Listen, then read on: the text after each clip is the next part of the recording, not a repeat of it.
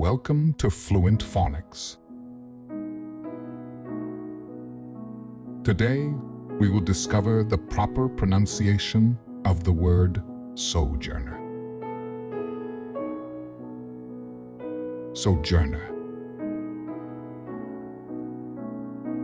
Sojourner. Sojourner.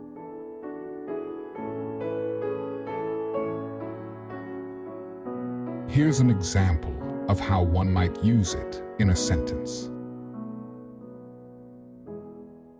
After living in various countries for several years, she had become a seasoned sojourner, adept at adapting to new cultures and environments. A sojourner is a person who stays temporarily in a place, often for travel or exploration, before moving on to another location.